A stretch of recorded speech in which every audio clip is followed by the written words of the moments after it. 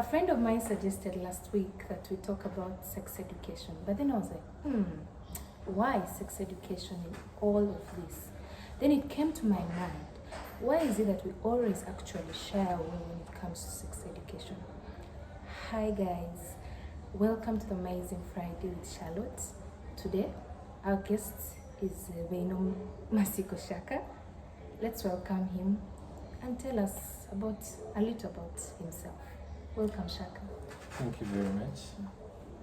As introduced, I'm Shaka Masiko, a lawyer by profession, and also an environmentalist, a philanthropist, and I like debates, I like giving my opinions. I'm a very opinionated person, and I'm glad to be here. Wow. Thank you so much, Shaka. You're welcome to the Amazing Friday.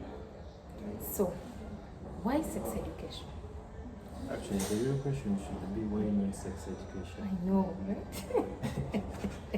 Because I think sex education is something we do not understand at all. Yes. It's a grim topic. It's even dangerous that we do not have such topics. Because when someone talks about sex education, the brain rushes to sexual intercourse or what, but it's more than that. It's a wide topic. It helps us understand ourselves more.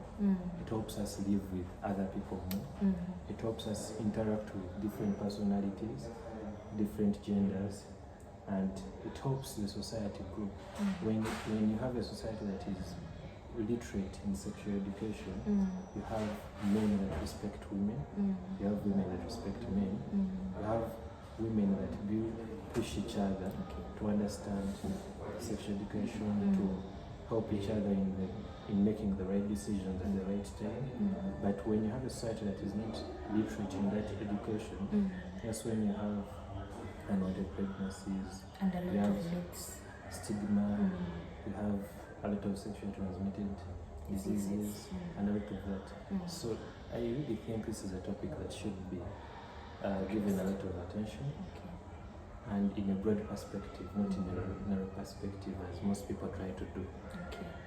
So, before we go even any further, what do you think? What do you understand by sex education?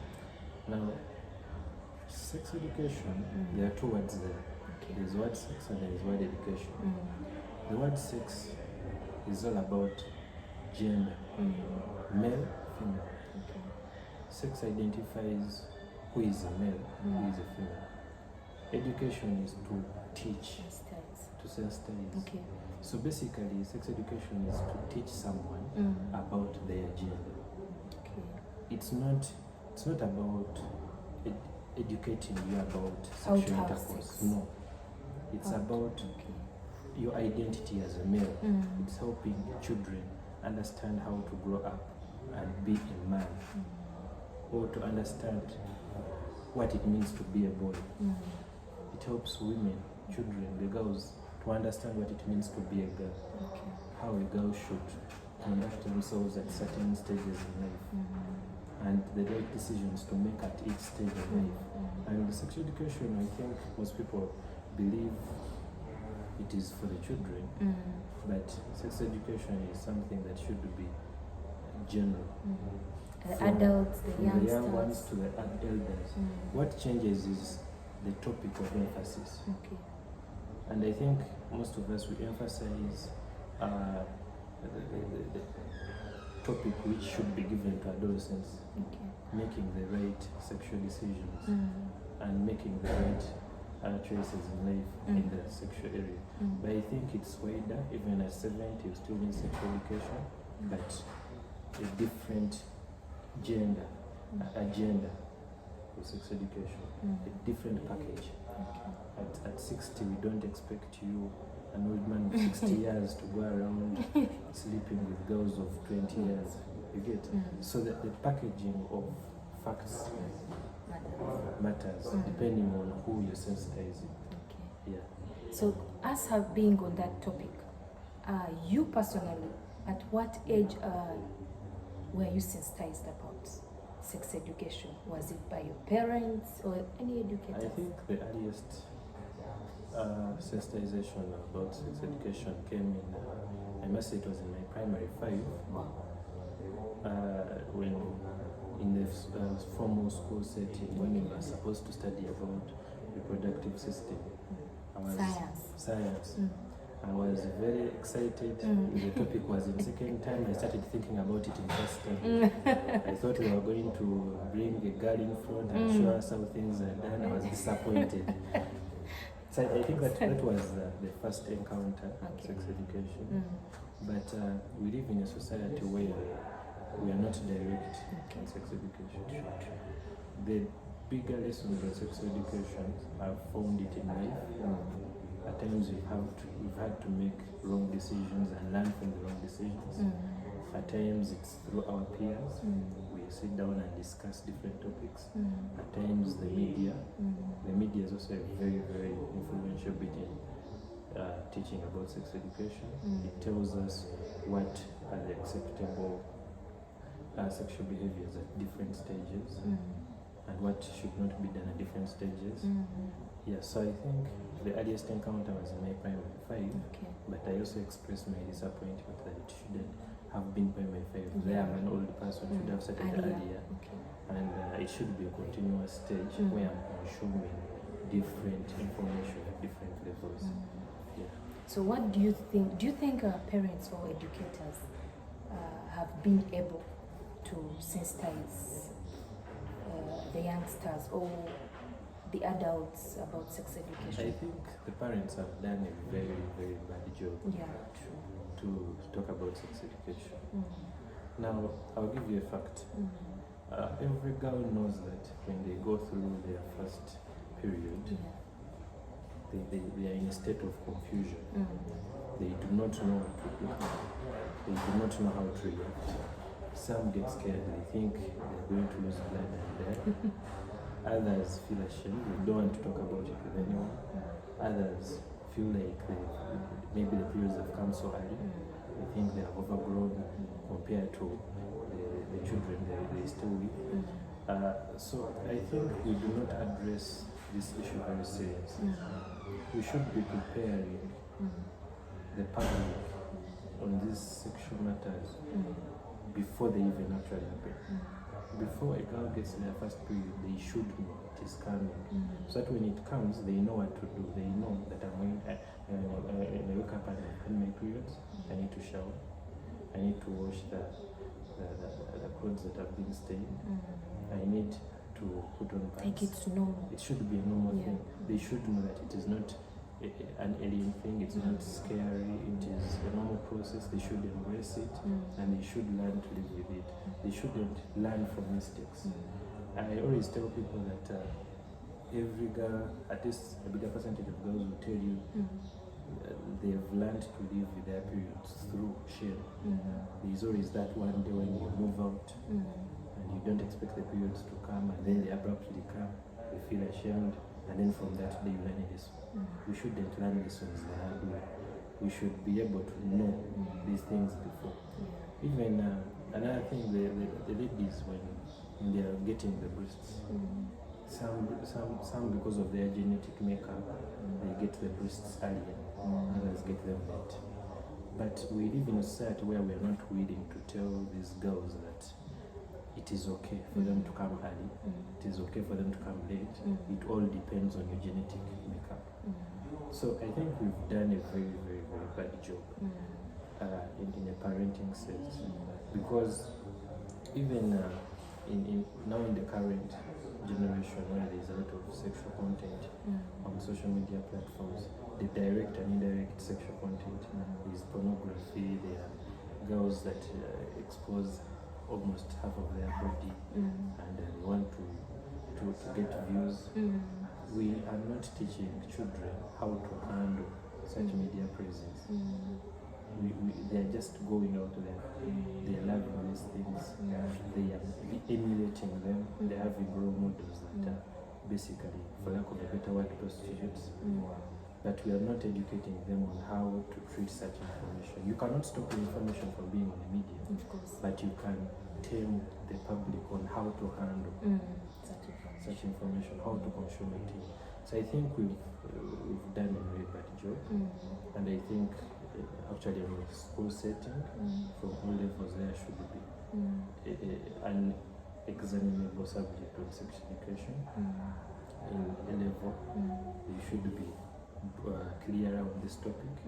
We should be telling like they should people, make it compulsory yes, in school. should be telling people that when is the right time to even have sex. You get. And the good thing with sex education is that it is an opinion-based topic. There are no right answers, there are no wrong answers. But you can make sure that we can streamline the public to agree on a certain position. We can teach these children and tell them that the right time to have sex is maybe in marriage. Okay. Or according to another setting, maybe according to Christianity, get married. Let's say according to some customs, it's at least be 18. You get? But at the end of the day, whatever position you take, it should be able to protect the children.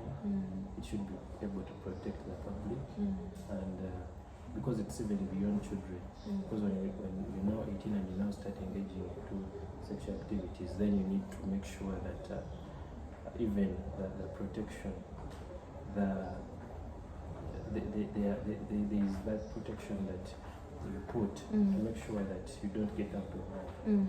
You don't get sexually transmitted diseases. You don't create a sexual network. Find some couples like a sexual network of like 30 people, and none of them knows about it. So these are things that we should sensitize. And when you sensitize people, you tell them the goods and the bad, so that even when they make a bad decision, they make it from an informed point of view, not from an uninformed point of view. So I think this is a topic we should put out, discuss it, sensitize people, and even teach it. Okay. Yeah. So as you already mentioned, you mentioned some of the benefits, though they were coming in your discussion. Though I would like you to elaborate a little more of the benefits on if we are to sensitize sex education. What benefits do the youngsters achieve? What do we gain from that? I think the biggest benefit that you can get from sex education is to understand your sexuality more. Get knowledge. You understand your sexuality more. You understand your body more. You understand the workings of nature more. And you can be able to live with your gender. For example, when I know that I'm a guy and every morning I have to get an erection, I understand it. That's the first step. I embrace it. It's not a scary thing. I don't look up with an erection and I get very scared. I'm like, oh my God, I'm going to die. No, I embrace it. I know that I have to live with it on a daily basis. I know how to handle it, and I make sure that I don't stigmatize other people when it happens to them, and I also don't get stigmatized when it happens to me. So I think the number one issue is that we understand our genders more, understand our bodies more, and we embrace our bodies. The first stage of loving yourself is embracing yourself, your identity as a person. So you cannot embrace your identity as a person when you don't even know, first of all, which gender is. You've had people that are sexually mislead, confused. You've had women that identify as men. That is an example of a society that is not sexually educated. When you do not know what is the genetic makeup of a woman, you cannot even know whether you're a man or a woman. So the first benefit is that you understand yourself, you embrace yourself, and the end result is that you love yourself. Number two, the worst thing you can do in life is to make bad decisions that will affect you on a long term. And unfortunately, in sex education, it's one of the areas where one decision can become a long-term decision that affects your life forever and ever. So if we put these options on the table and teach the children when is the right time to have sex, what is the right way to have sex, how should you protect yourself, the ABC, that stay, you say coming home, all these things. if you tell them these options and they use them and they go ahead and practice them, they are able to make better life choices. They can be able to decide when to have children. They can be able to decide when to even have sex at all. They can even control their body because they know the benefits of being displayed in a sexual perspective. So I think that's the second thing. The other thing is that we minimize sexually transmitted diseases. A good example is HIV. In the 1990s, HIV was at a high rate globally, and we started sensitizing. We told the public about HIV. We gave the public options on how to fight HIV, and the public practiced the options that were given to them. So when they did that, the HIV rates went low and down.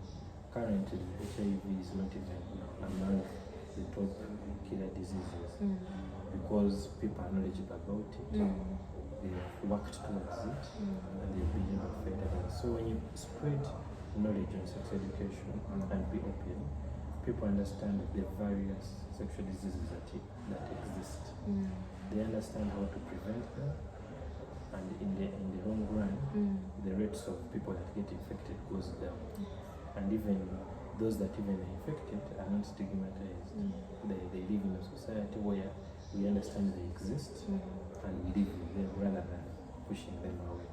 So there are really very, very many benefits that I can talk about, but the best benefit I can talk about is that when you're sexually educated, you embrace your body, you understand your body, you live with your body, you be proud about it, and the end result is that you love yourself. You're confident in your body. Yes.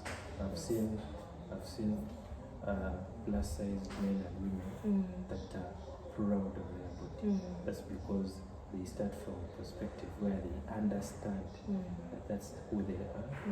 They are not changing, and it ends up with loving themselves because they know that being thin or being fat is not a definition of beauty, but the perspective of what today they call sexy changes with generations. Today, the light-skinned ones will be perceived sexy. Tomorrow it may be a different story. So if you understand that, you know that okay, I may be this genetic makeup, but if society is perceiving this to be sexy, it doesn't take away the fact that I'm also sexy in my own way. It's just that it's not being taken as a general point. You love yourself, you be proud, and you live with it. So me, I would say that that's the best benefit, loving yourself, because you know who you are, you know how your body works, you understand it, nothing is shocking about your body, and you also are in a position to make the best life decisions, and don't be there regretting, I wish I knew this, I knew that. Wow, thank you very much, Shaka. Guys, sex education is a very big topic. It's so big, but then we should not shy on about talking about it, sensitizing it. I hope we're able to benefit from Shaka, our guest. I hope he was able to explain and we're able to learn something. Yes, so if we are not able to learn, please let's ask questions, let's interact, because this Amazing Friday is about us talking our talk. We just talk our talk. Oh. Thank you very much, Shaka. We love you. Thank you so much for coming, for taking your time to share with us this. It's a big topic, by the way. Yes. So guys, thank you so much for being with us. Please, we love you so much. Till next week, next Friday. Bye-bye. Love you.